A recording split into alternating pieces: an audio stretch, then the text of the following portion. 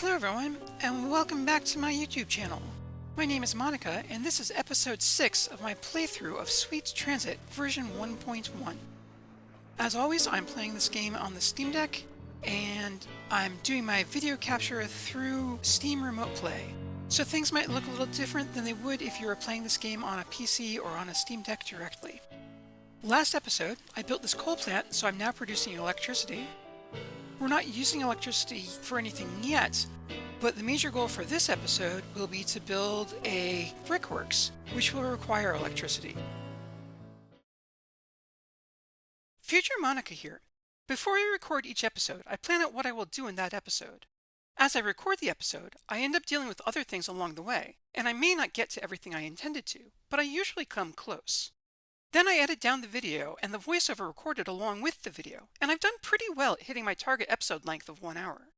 As I was recording the video and voice for this episode, I was aware that it was running long, but I desperately pushed through, hoping I would be able to edit it down. Well, even the edit ran longer than usual. I had to make the decision to end this video at a convenient point, even though I didn't come close to completing everything I intended to. The remainder of the video I recorded for this episode will be used during the next episode. This means that I do not in fact build the brickworks this episode, as well as certain other things that I mention is coming later during this episode. I can at least promise that I will build the brickworks next time, and I can also say that in this episode I will build a longer train depot and start using a longer train.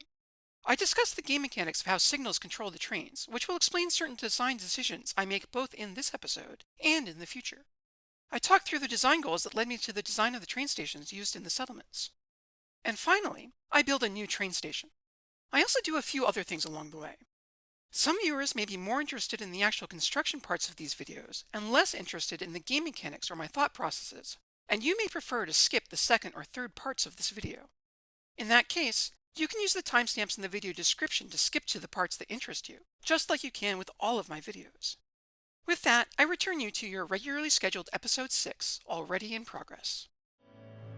I've realized that when I start every episode, I talk about my major goal and then immediately say that I'm going to do other stuff first. I'm doing that this time too. The reason why is that if I don't do this other stuff first, I have a tendency to forget about it, and I might or might not come back to it later in the episode. If you've watched earlier episodes, you know that I'm already a bit scattered sometimes in how I play. I will suddenly interrupt the project that I'm working on to do something else. Believe it or not, I'm trying to be better about that for this playthrough than I am when I'm just playing by myself, when it's a wonder that I get anything done because I shift focus so often. But to make sure that I get done the things that I want to get done, like I said, start with other things first, then work on the brickworks. The first thing to do is at the beginning of the last episode, I started working on filling in a lake at the base of this mountain. I think I sort of explained why, but I want to try to say why in more detail. When you create the game, you're given a random map. The map has lots of different terrain types, including water and mountains. There are a few structures that you can build directly on water, but mostly you can't. Mostly you need to use bridges to cross the water, and you can't build anything at all in or over the mountains. The game gives you tools so that you can modify the mountains. You can delete the mountains, and you can also modify water. You can fill in water with landfill, or you can also remove land and replace it with water. Although the game gives you these tools, I feel like it's in the spirit of the game to take the world as it's given to you. The game has mountains, the game has water. The way I see it, you want to be designing your world to work with what the game has given you, rather than trying to change the world to be more convenient to you. It's just part of the challenge of the game, I think.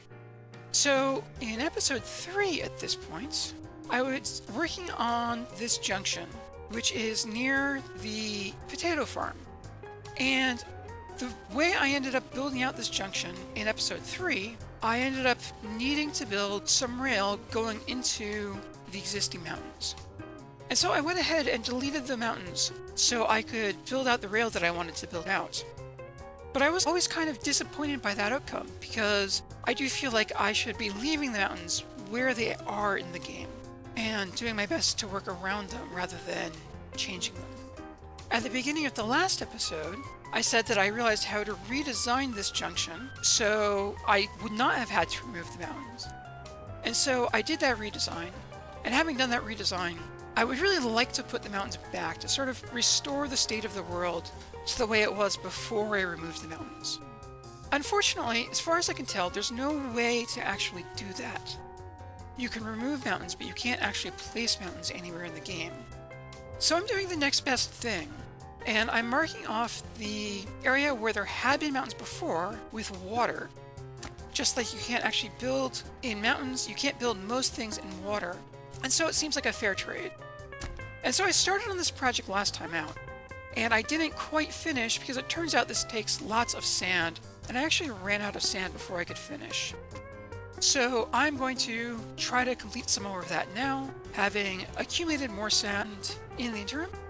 There's a good chance I'm going to run out of sand again, and we'll see if I remember this time to come back to it later in the episode. So here we go. I want to do those. I want to rotate this. Yeah, this is the orientation I wanted. You can see from this side where there are still trees, like here, and where the trees are gone. And the trees are missing because there used to be trees there, and I took them out to put in rails. So we're going to turn all of this into water. And then along these, and these. There we go. Almost got everything, I think. I rotated the world so I could see where the trees were a little bit better. Let me rotate the world back to the view we expect to see. And now it's also becoming nighttime. So there's still a bunch more squares that I want to fill in. Basically, these 3, I think, and then we'll be good. Curious about the different colorations. I guess the red is for the stuff that I've already done. Maybe I could still do more up into the mountains, I'm not sure. I'm accumulating sand almost fast enough to wait it out. Okay, there's one more. Another one. Now it's nighttime, so it's harder to see what I'm doing. I think I got it all. I may come back at some point, take another look, decide if I want to make this lake a little bigger. So, in an ideal world, this lake would be mountains. Instead, we have a little lake at the base of some mountains. Yeah, because these squares are now black because they can't be removed because there's a mountain in the way. And these squares are this shade of red because I could remove them. And then this shade of red means I already have removed them. So I think I got everything. Wait, apparently there was one more. All right, about that's right. If I try to do that, it won't let me do it because there's a mountain in the way. All right, there we go. I might even come back and add some trees in later to replace the trees that I removed. So that was one little project done. Next thing I wanted to do, at various times, I've said that I've been expanding the platforms in all of the various stations for both the industries and the settlements. Because even though the platforms are long enough for the trains that we have now, we are going to have longer trains soon. It turns out, soon is now. So the limitation on the length of trains is, at the beginning of the game, you can build a train depot. The train depot costs both coins and bricks. You start the game with 100 bricks in your warehouse. That means you can build a train depot with a maximum length of 10. The maximum length of a train you can build is based on a multiplier of the train depot's length. At the start of the game, the multiplier is 1.1, so the maximum length of a train that you can build is 11. You can increase the multiplier by using stamps. You can also increase the length of trains by building a longer train depot. At this point, I'm not producing any bricks yet. That's the goal for later this episode. But I have some bricks at the warehouse. The reason why I have some bricks at the warehouse is because of a recent task I completed from the unlock list. And which one was it? This population goal gave me 100 bricks. So I have 100 bricks. I could build another train depot of a length of 10, which doesn't actually help us. But if I remove the existing train depot, I will get a refund of the materials I used to build that building. That's always true. When you remove buildings, you get a refund of all the materials that went into it. So I will get another 100 bricks. And having done that, I now have 200 bricks in the warehouse. And so I can build a train depot of length 20. I'm also going to remove these 2 bits of rail that were coming into the depot, because this depot location was kind of awkward. I want to move it to a less awkward place. There we go. So, where am I going to put the depot instead? I am going to put it over here along this little strip of land, sort of close to Madrid, but also near the sawmill complex that I've built over here, just to the right. And let me think about the spacing for this. My plan for the depot is to give it enough space to potentially in the future add in some additional rails. Right now I have one rail running in each direction. It occurs to me that as the number of trains that I have increases, to reduce congestion in the rail network, I may want to expand that. And so to give myself some space to do that, I'm going to put the depot starting here and now build it out to a length of 20. And we need to add some rails to connect our new depot to the tracks. So I'm going to want a little bit of rail here that I can connect to. I am going to want a rail bridge here so I can get to the other side. The power tower is in the way, I will have to move it. And then I will connect on this side first. I will connect a rail here first, and one more rail connection on this side, there. And we need to remove the signal and put this rail back in. So I've given myself enough space that if I ever want to add more rails, I can. I'll have to rearrange the rails coming in and out of the depot if I do that. And then we need, why is it not letting me even select the high voltage power tool? There we go. Remove the power pole. We will put in replacements in a moment.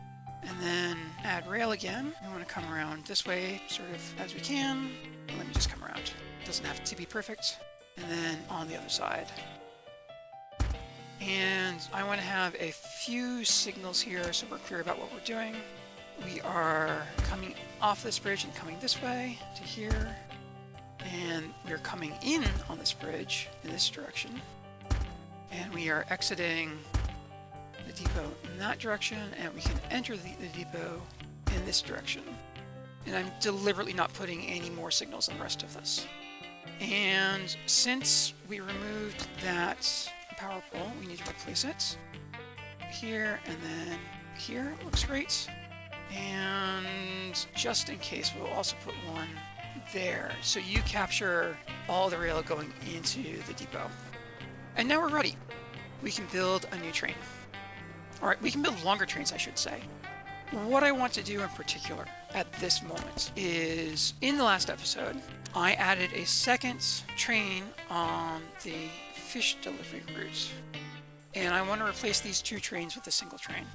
So, where are these trains at this point? You are here, you are carrying a bunch of fish to Manama Station, and the other train is here. You're at Manama Station. Okay, you're also delivering fish. You are the lead train. We will let you deliver everything. We will follow you around. This will take a moment. I'm going to be sending both these trains to the depot. And when I do, when you send trains to the depot, they drop all of the cargo they were carrying when they arrived at the depot. And so, because I've had trouble with maintaining my fish delivery to the different settlements, I want to make sure that I'm actually delivering all the fish that I'm carrying first. We'll take a moment for the train to finish delivering. And now that we've done that, we will send the train to the train depot. So that train will be arriving at the depot in a moment. Until then, we will follow the other train, which did go to Nicosia Station. I don't know why when I switch trains, it ends up just showing me the engine. I want to see everything you're carrying. There we are. So we'll give you a chance to deliver to Madrid, and then we will send you to the depot as well. Really, I should be able to catch you, even at this place, because as soon as you finish delivering. Send to depot. Oh, I just missed it. Okay. It'll have to come around. It'll pass through the sawmill station to come around and enter our new, longer depot. And now, we can open the depot up. And we can rearrange the trains. So I'm going to just move all of these cars from the bottom train up into the top train. And we can sell both of these. And this train can actually afford to be a little bit longer, so I'm going to open this up. Oh, actually, I can just duplicate the wagon side. Anyway, so your length is now 20.3. One more. Your length is 21.9. This is as long as a train can be with our current train depot. And so we will go ahead and deploy you. As the train comes out, we want to return our play speed to normal. We want to... Okay, I want to point out a couple things. First of all, I've talked about this a little bit before. When you build new trains, by default the trains get automatically numbered. But the numbering system isn't perfect. When you copy a train, it actually assigns the same number to the new copy of the train that the original train had. And if you remove trains like I've just done, the next train you build is based on the current number of trains. So since I currently have 16 trains, the next train that I build will be train 16 again. And I already have a train 16. And I figure if you're going to number all the trains, you should at least keep them all with separate numbers. And so I'm going to try to clean this up myself. Select this train for a moment and rename you to train 4 because the train that I removed earlier had been numbered train 4. And now there are 16 trains numbered from 0 consecutively to 15. And so this numbered list looks neat. So I've built a longer train. I'm going to do that with my other routes eventually, but I'm also pretty close to unlocking a new, faster locomotive engine. If we come down here and check the progression tree, we can see we are at this stage in the progression tree. When we get to here, which we should get to during this episode, I will have a faster locomotive. And at that point, I'm going to want to upgrade the locomotive and make many of the trains in the game longer. Probably not all of them. We'll figure it out when we get there. So I'm going to hold off on doing that for now, but I felt like the fish delivery, it seemed like it was important. We've been struggling to get the fish delivery correct. There are a couple of things going on with the fish delivery at this point. We want to look at the route. Since this train is now carrying more fish, we want to change the amount of fish that we unload. We will unload now 400 at Manama and at Nicosia. Okay, so let me double check. Its maximum capacity is 1200, so effectively I'm trying to deliver 400 at each location. You'll notice it's not carrying its maximum capacity. There's a reason for that. I'm going to let the train come around to Manama Station and try to see if we can see what's happening at that point. We may not be able to. Okay, so the train is now entering Manama Station. And the thing to look at is this rail car. It's unloading. It's unloading slowly. Well, okay, it turns out it didn't actually matter because we got to 400 and so we stopped. But all of the rail cars should be unloading at the same speed. Let me pause so I can select specific cars more easily. All of the rail cars should be unloading at the same speed. And so all of the other rail cars have close to 65. Except for this one. This one has 83. And the reason why this one has 83 is because of the way that I've designed all of my rail stations. I need this bridge to connect Manama Station to the roads of the village of Manama in order to deliver the fish to Manama. But that means that this isn't a platform here. And it means that when a train car stops in a position where it looks like we're the center of the car, there's no platform on the other side of it, it can't actually unload there. And so that's a problem. That means this train can't unload as quickly at this spot as it unloads everywhere else. And it means we could potentially have to wait for that car to finish unloading. And also, if I bring my route back up, when I'm loading, the rule is to load until it's full of cargo or until the time passes 25 seconds. 25 seconds should be long enough for the entire train to load. If the cars are loading from both sides, it should actually be able to load in 20 seconds and be fully loaded. Because I added this time pass of 25 seconds for when I had the two different trains running to the station, that means that one particular car can't actually load fast enough in Vatican City Station to fill in 25 seconds. And so that's the reason why the train wasn't going around fully loaded. And so I built out this station design Really starting with the first station that I built for a settlement for Madrid back in the first episode. This was sort of always the goal in mind that I had for this station. And I had a number of goals for the station. This station design was an experiment. I was trying to figure out if this would actually work for me. And my conclusion, having gotten this far of the game, is, in fact, it does not work for me. That the potential benefits that I was hoping to get from this station haven't really been there. And also, it has some obvious disadvantages. So I'm going to think about what to do about that in a moment. But before I do that, I actually wanted to talk about one other thing, which is that when I've been building out stations, most of the time, Manama Station is actually an exception, most of the time I've been removing my rail signals from the platforms. And as I've been doing it, I've usually been saying things like, this seems like a good idea, but I'm not necessarily sure why. And now that I have a longer train, I know why. And to explain why, I want to go back to that longer train, and I want to talk a little more about how rail signals work. What is the issue? How do we deal with it?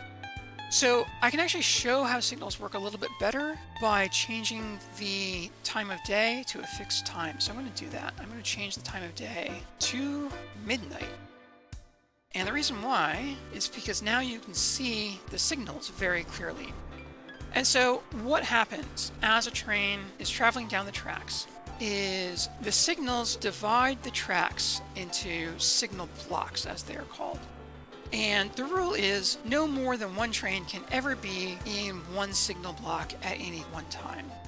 And so the way that works in practice is that as a train is moving, it requests signal blocks in front of the train. You'll see in front of the train, the color of the signals is turning from green to yellow. And that means that this train has requested that signal block. And anytime you see yellow signals, that means a train has requested that signal block.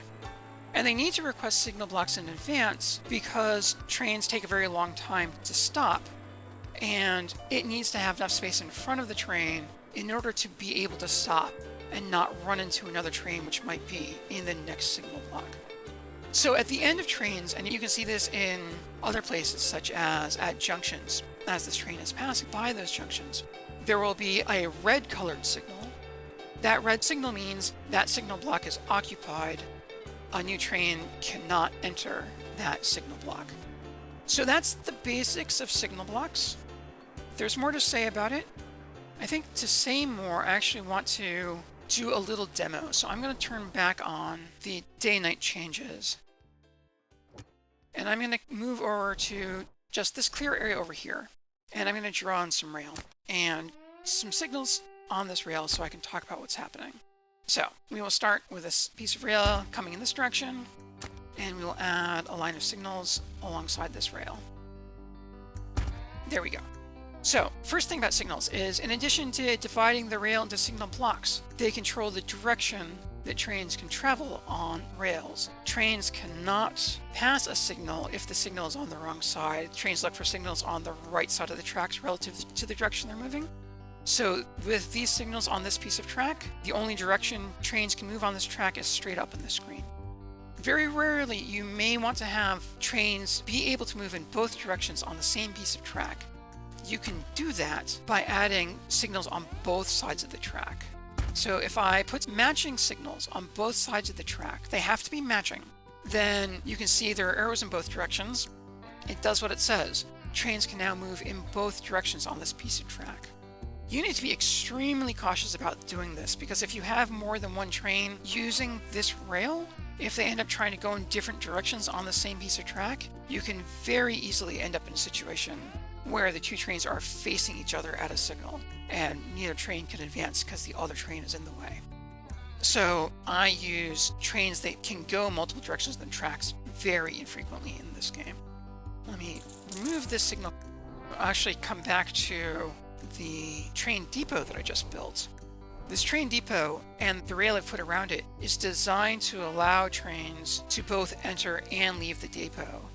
And in order to do that, some pieces of this track have to allow trains to move in both directions.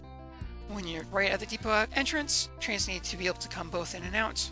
And this bridge, in fact, I have this piece of rail coming this way so a train can come into the depot across the bridge on this side and can also leave the depot across the same bridge on the other side. So this bridge, I also potentially have trains moving in both directions. The safe way to do it is to not put any signals at all on any of that track. So this is all one signal block from the entrance of the depot to where the track splits over here, and I do have a pair of signals over here. That means trains can enter, trains can leave. Only one train can ever be attempting to enter or leave at the same time. If you have a train entering from this direction, from the upper right, at the same time that a train is leaving in some other direction, the entering train will stop here and wait for the leaving train to either clear this piece of rail or to clear the bridge, and so on. Not having any signals at all means that you can only have one train in this entire section of tracks, and it'll allow trains to move in both directions on that section of tracks without ever having to worry about the trains. They won't actually collide with each other because they'll stop first, but you could end up with two trains face to face, and it would be basically impossible to get either of the trains to move at that point. All right, so that was the first thing to say about signals and tracks. Here's my piece of track again. Another thing to talk about. Suppose instead of a single track going from the bottom of the screen towards the top, so in fact running north, we have two parallel tracks which are both running in the same direction. So let me add signals to this second track. Doing this diagonally, and now I'm thinking this might not end up working the way I intended it to work. I'm going to try it. We'll see what happens. So you might end up doing this if you're running, say, an express train on the left and a local train on the right. You want to make sure that the express train can get by the local train when the local train is slowing down to make a stop. But you also need to have trains switch between these two tracks, or potentially you may need trains to switch between these two tracks. And so we'll add some more rail to let the trains do that. And now we have a problem. Our problem is you can see the signal blocks are color-coded, and these two pieces of rail, this one on the left and this one on the right, are part of the same signal block. You see from the color coding. That means that trains traveling on one rail will block the other rail. You might need this crossover in order for a train running on the local line to be able to get onto the express line and running on the express line to get onto the local line. But because of this crossover, these two pieces of rail are actually the same signal block. And if you have a local train which is approaching this block at the same time that you have an express train approaching this block, the block will only let one train through, and the other train will have to stop and wait. And that's not really how you want this to work at all. If they're both just staying on the tracks they're on, there's no problem with letting them both go through full speed. It turns out in some situations, this game can insert internal signal blocks, and we can actually see the internal signal blocks by opening up the console. I've straight up never used the console before during this playthrough. It's entirely possible I never will use the console again. But the console allows you to enter in certain text commands. And as it says, you can use the command help to get the full command list. So here we are. And so there's a list of commands that are available in the console. Some of these are cheats, some of these are informational. And for every command, you can actually get more information on that command as it says. So we will type help segments. As it says, the segments command enables and disables signal segment visualization or signal block visualization.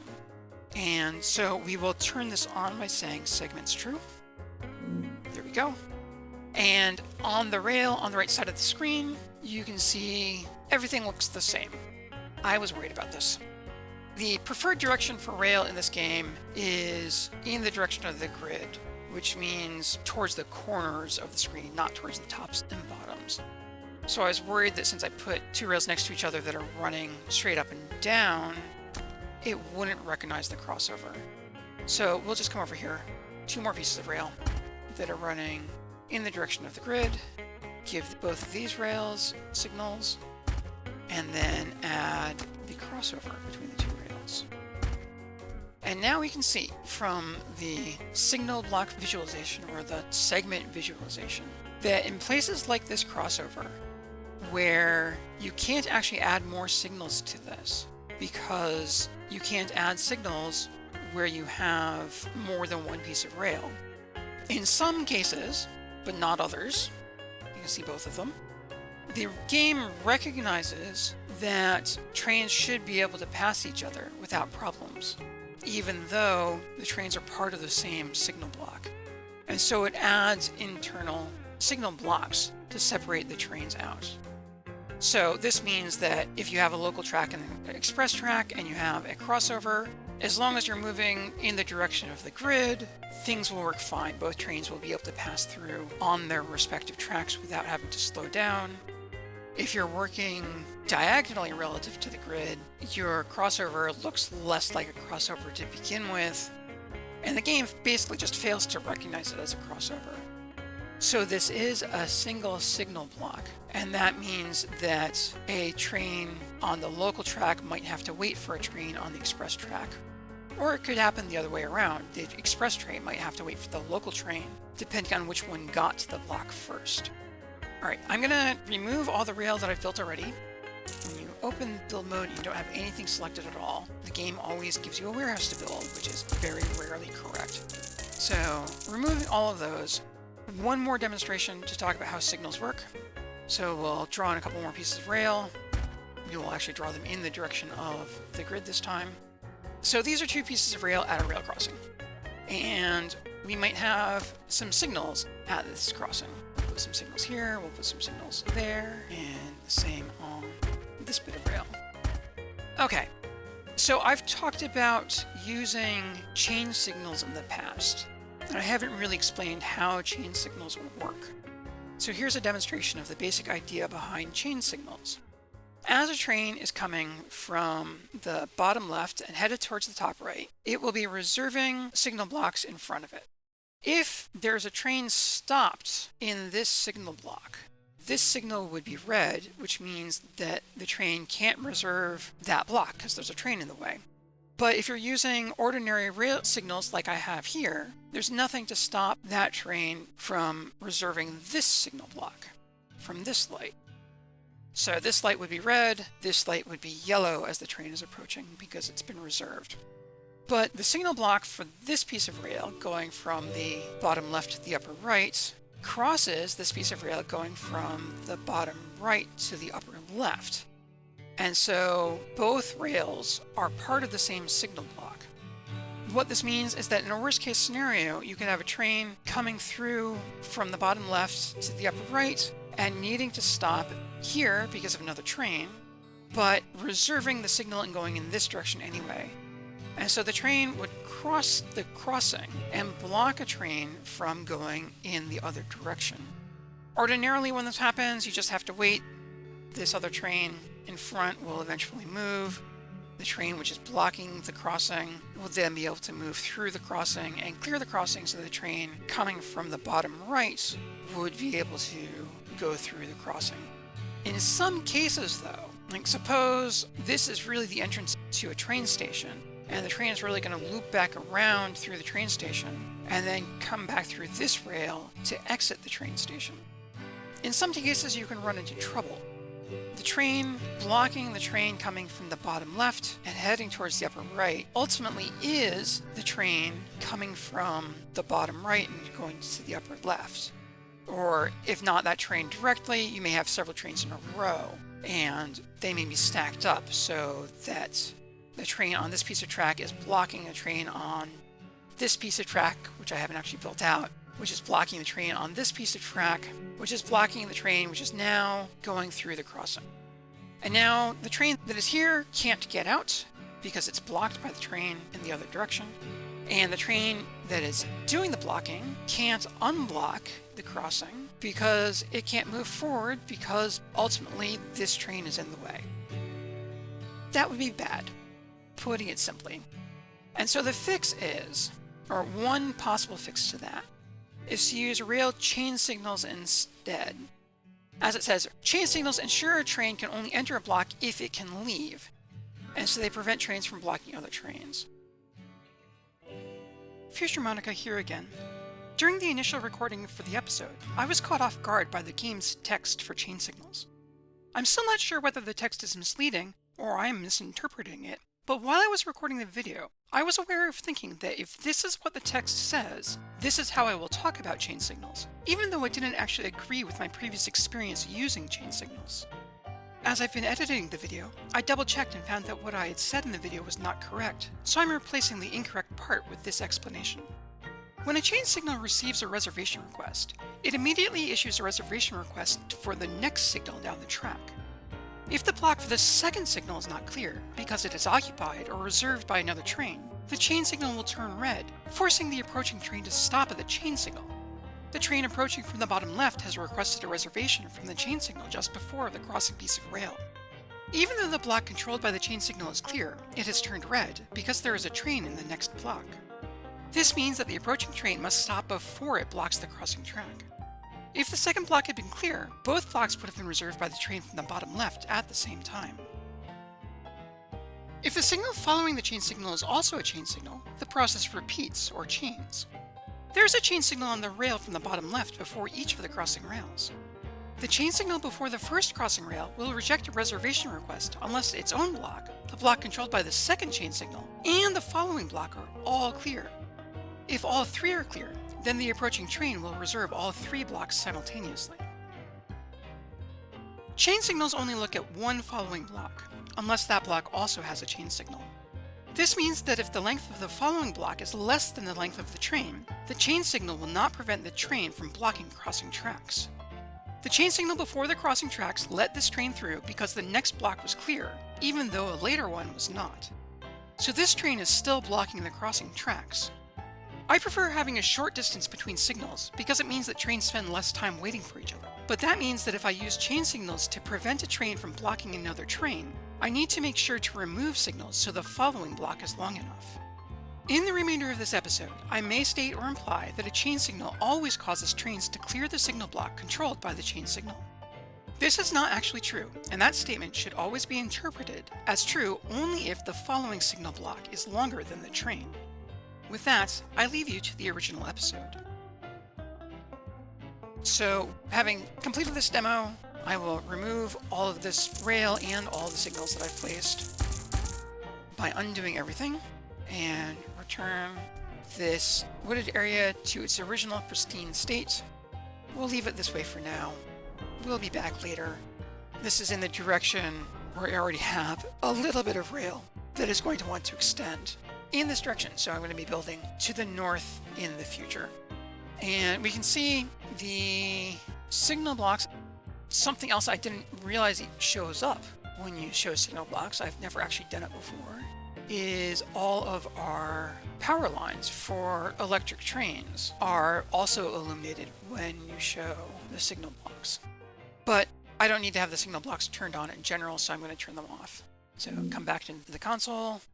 Even though it just happened, I don't even remember the name of the command anymore, so I'll type help again. The name of the command is segments, and so we will say segments false. And then close the console. So I've never had the reason to use the console before. I may never have a reason to use the console again, but at least now I've demonstrated it.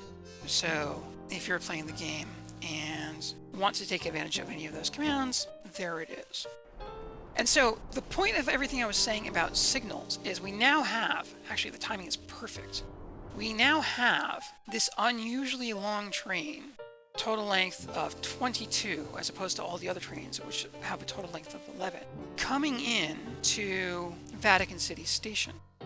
As it approaches Vatican City Station, it gets to this point here, and this is a chain signal.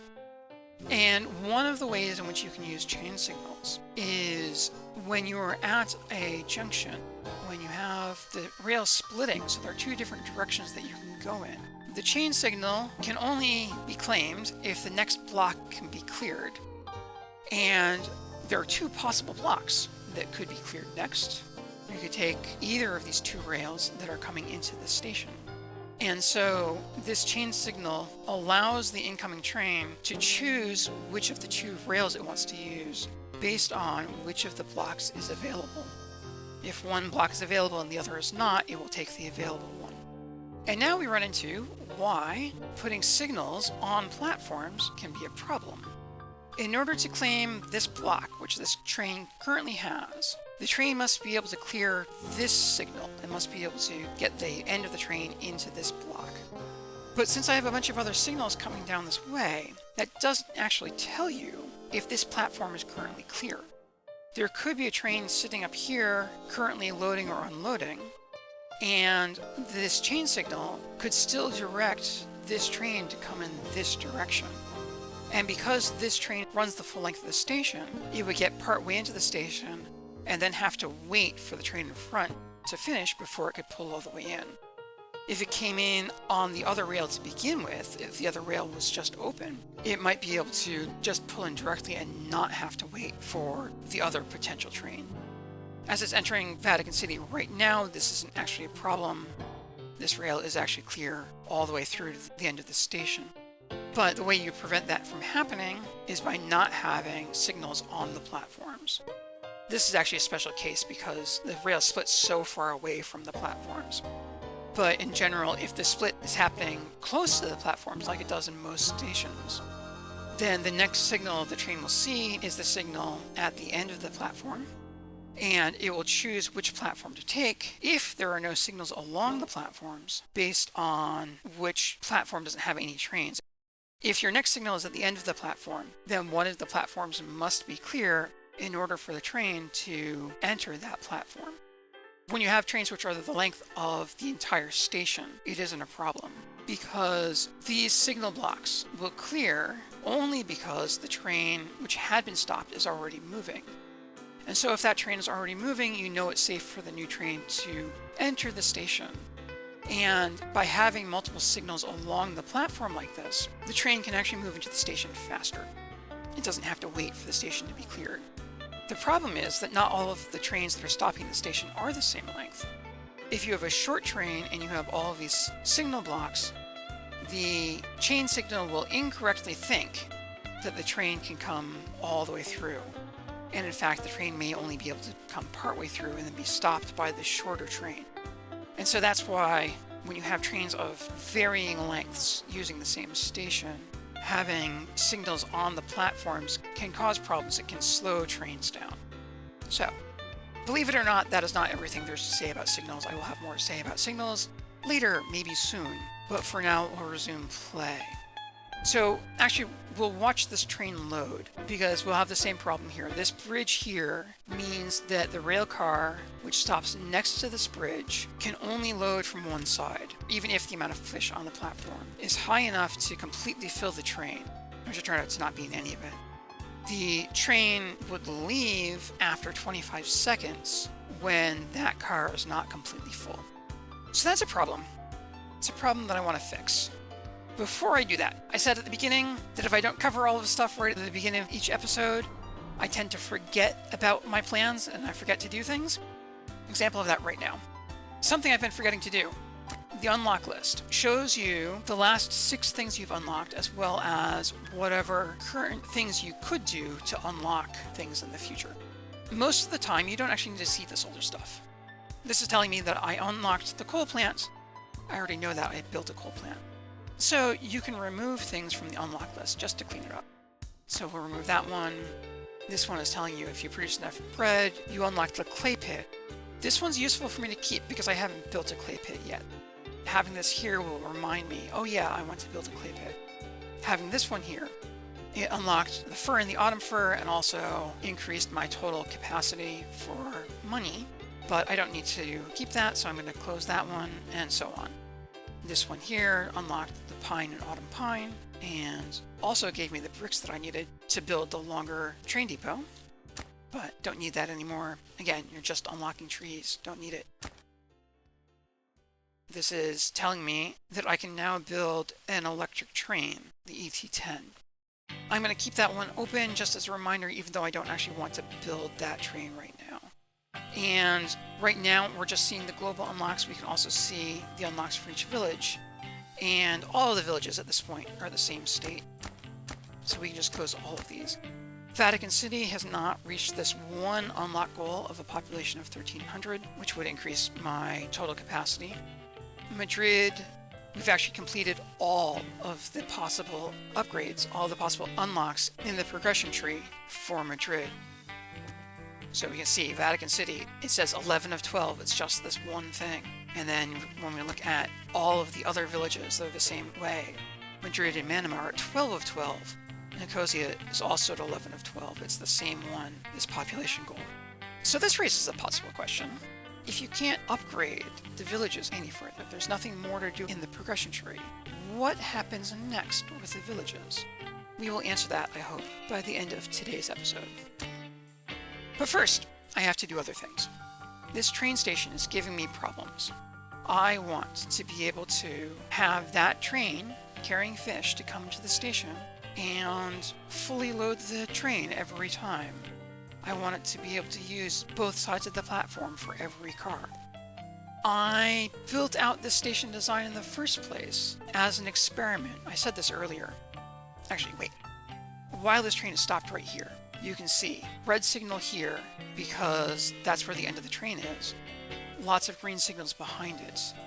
If the fish delivery train were coming into the station and the last signal at the station was this chain signal, but I still had the signals along the platform, the fish delivery train might incorrectly conclude, because these signal blocks are open, that the train can come in on this rail.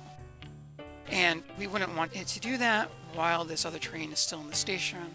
We would want it to come in on this rail instead, where it's all the way open. So I just saw that and wanted to take advantage of the fact that this train is here to talk through the conclusion of that example again. And now we'll go back to what I was saying about the station. This station design was basically an experiment. There were a number of reasons why I thought it was worth trying, which I can talk through some of them.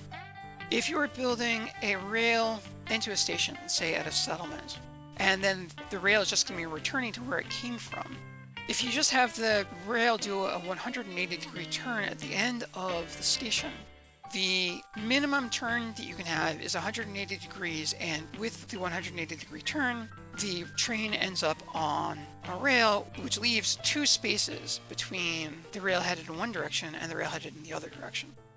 And so my thinking was, well, the station itself is 2 by 2. Why don't I put the station between the two rails?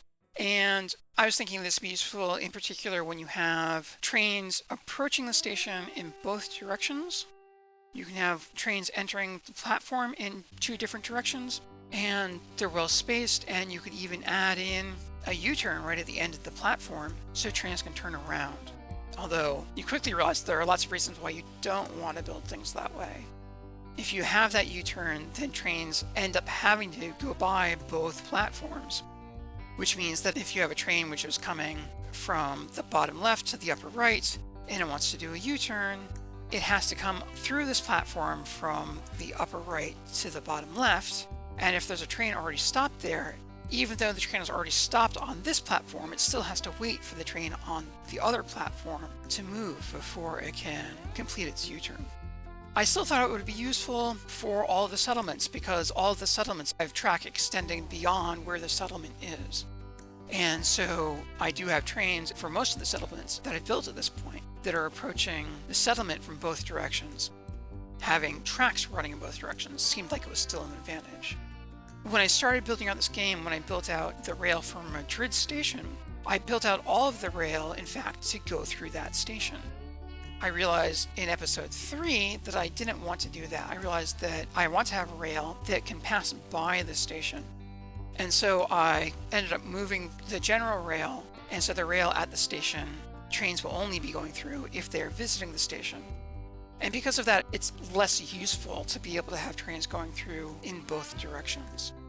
Other things I was thinking about was that most of the time when you have a settlement, you want to have a rail station close to the center of the settlement so that all of the buildings in the settlement which need access to the station in one way or another will have access to it. And so that means that the rail station needs to be close to the center of the settlement, as I was saying. And what that often means is that it becomes difficult to build on the other side of the station. The station just ends up being this big obstacle that workers would have to go around or go over using bridges. And so I had the thought that if I put bridges on both sides like I've done here, that's one possible solution to that problem that makes it easier to build the settlement on both sides. In fact, at this point in this game, I've built 4 settlements. I'm only building on both sides of the station in 2 of them. So that's not really paying off either. And the other reason to put the station like this is just an aesthetic one, or it's at least partially an aesthetic one. When you are building out the station, the area around the station that you can build out is a square. And so if you have a direct road connection to the station on one side, that means that you can only build out the station really on the other side of that road. And so you're giving up half of the potential size of the station.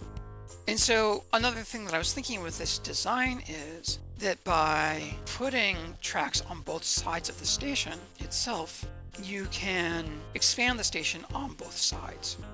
But I haven't really been taking advantage of that either. So that's what I was thinking. Pretty much nothing's worked out.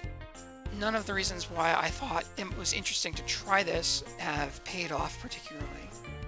And now the station design is actually causing problems for me.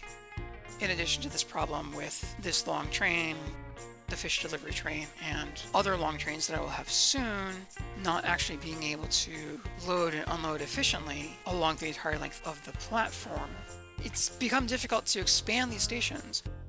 Looking at the station, if I decided I wanted to add another platform, it would be difficult to do it because I would have to move this bridge, and potentially I would have to move buildings on both sides of the station at this point. The number of trains that I have going to the stations is only going to go up. The length of the trains going to the stations is also only going to go up. Well, as long as the fish delivery train, that's as long as a small station can handle. And so I think it's time for me to say this was an experiment which didn't work. And so I'm going to need to spend some time replacing all 4 of these stations. So we'll start here. This one's actually convenient because there's so much open space in this direction. We can actually put the replacement station over on the other side. And we're going to have to worry about connection problems. But let me build out some roads over here. That road actually is there, right? Yes, I did actually put you there. Yes. And then we'll build out on this side as well, maintaining the existing grid spacing. And then we will build a new station. And we need to put you... We want to have this station have the same basic positioning as the existing station. I think I'm getting that right. There's enough space here. I'm going to put it here, even if that's not the same as the existing spacing. And now we're going to add some platforms, build it out to the full length. And because I have the space, I'm going to add enough platforms to put in 3 rails immediately. Go, and now we need to connect all these platforms with bridges. We'll put one there, and we'll put one there, and we'll put one here. As I say from time to time, as far as I know, the actual placement of those bridges doesn't matter at all as long as you're actually getting the connections you want. And as I'm adding the rail, I'm also going to be just completely abandoning the idea of having trains coming through the stations in different directions. We're going to want all of the trains coming through this new station going in the same direction that the trains are going in now. And so we're going to remove some of the old rail that was intended to support going the other direction. We're just abandoning this idea. So this rail here, and then on the other side, this rail here. And that means we could potentially think about the spacing of these long rail lines coming into and out of the settlement. I'm not actually going to worry about that right now. I'm just going to connect these rails to the existing line to come through and then connect like that. And on this side, I was worried that the power pole would be in the way. It is not, but there is a signal in the way. that was one. Next one through here, and then connect signal all the way on this side. And then the third rail. Come through. You can connect the way I need you to. You are now connected the way I need you to. You're connected. Let me remove that one signal which is in the way. And finally put in this piece of rail. And like we've done before, add a change signal right here. So trains which are approaching the station will choose which track to use. And we don't actually want this signal either at this point. Where do I want signals? Signals here, here, and here, and here, here, and here. Coming out, there's actually no problem. Coming out, we can add in all of the usual signals. And we do want a signal, certainly. Ultimately, it'll be here and here, and there and there. I think I want all of these. So trains that will come out will wait for the track to become available. Okay, new station. I'm going to remove the old station. Before I do that, there's a trick we can use. One, rename the station, as usual, but I'm going to rename it to Vatican City Station, so actually giving it the same station name as the existing station. I don't usually do this, so I'm not 100% certain this is going to work the way that I want it to work. But it at least raises the possibility that trains coming to the station will immediately start using this station rather than using this one. And we're also going to want to encourage trains to use this new station. So what we need to do is remove everything which is currently at this station. Trains keep coming, making things a little harder. When we remove this station, anything currently stored at this station will be lost. And so to prevent that from happening, I'm going to remove everything from this station first. And so I'm going to build a couple of small storages. I'm going to build a small storage right here. Let me line this up right. I think I want it to be right here, and that will line up correctly with the road when we have the road coming through. And change all of these fishing docks to have an output of the small storage instead of the station. And I'm not sure I will need to change each individually. Don't know if there's a way to make this happen automatically, but we'll do this way regardless. I missed the last one, caught the road instead. And so now I only have to worry about removing from the station what is currently there, which isn't a whole lot of stuff. So I'm going to build another small storage on the other side. I don't know that I need to do it this way, but I will. Right here, and add a courier shack here, expressly to carry everything you can from this station to the small storage as fast as possible.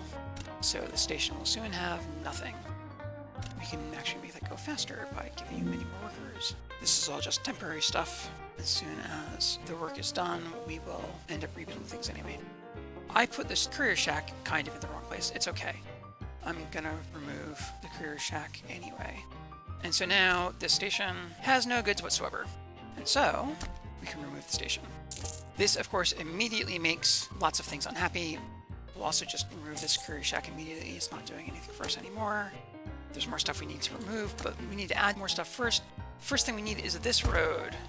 And I have a concern, which is these are so far away at this point that we may not be able to supply enough workers to them at this point. Let me try adding roads here and here.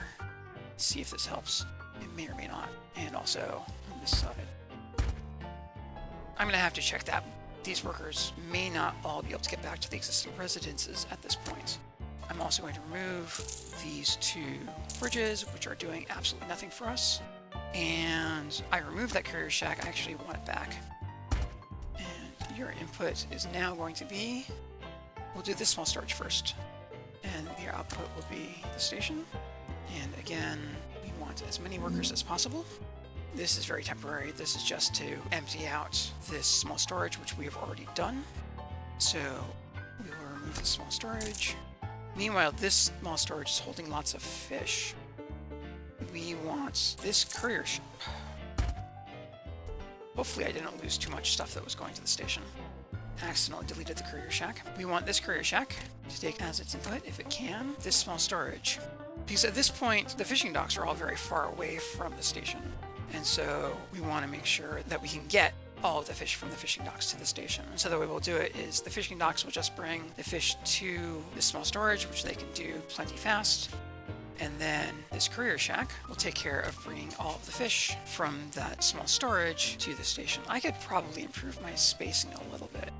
That small storage doesn't need to be that close to the fishing docks, and if it was closer, then the courier shack would be able to go faster. Right now, I have 4 fishing docks, so I only need to be carrying 100 or so per minute, and so probably 13 couriers is sufficient. We'll have to watch that. We have another problem, which now this market doesn't have an input because we removed the station. But fortunately, we have a new station to point it to. And so that handles that side of things. And now I do want to check. There isn't much at the station to bring at this moment. Your throughput rate. Again, Vatican City has 18 residences right now, so the maximum consumption for goods by 18 is 80, less than 80. So we're good.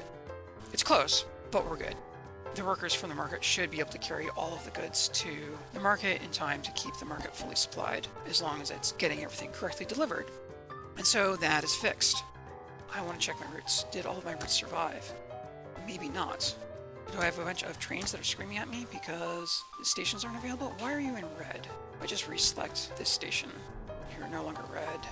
Do I have a bunch of trains stopped in a bunch of places because they don't know how to get to Vatican City Station? I don't know. I was hoping that everything would automatically correct the update. Let's check. Apparently it has not. I don't even know what is happening with all of these trains right now. Oh, there's one train which is showing us a problem. You are blinking away because you don't know where to go, I think is our problem. I was hoping that by cleverly giving the station the same name as the old station, things would correct themselves, and they did not. So now we'll fix everything by hand. I'm surprised the problems is only showing not enough work. I thought if I was having problems with my trains, it would show up there too. I guess the trains don't really have problems, except for that one, because they can still go to all of their other destinations. You're not going to Vatican City at all anyway. You're not going to Vatican City, but might as well check them all. You're now running correctly. We hope. Not going to Vatican City. Not going to Vatican City. Correct you. Not going to Vatican City. Not to Vatican City. You need to be fixed. You need to be fixed. You are good, and you are good. Okay, well, I didn't realize, or I should say I had hoped the way that I renamed this station meant that all the routes would update seamlessly. They clearly did not. So we'll have to wait for that to clean itself up. We did have trains coming here while the other stations still existed. Maybe it was just when I deleted the other station that we ran into problems. Okay, so I want to make the same fix with all of the other stations for all of the other settlements, but the other ones will be harder. So I'm going to leave all the other stations the way they are. It's Future Monica one more time to say that the episode is ending here. I can guarantee that in the next episode I will build the brickworks. I will also build a clay pit and a tram line along the way. I will start producing bricks, and I will use those bricks in new construction. And I will show what to do next when a village's unlock list is full. Also, there will be a surprise reappearance of the console. And with that, this is where I say, like, comment, and subscribe. I hope you enjoyed this episode, and I hope you will come back for the next one. Thanks for watching.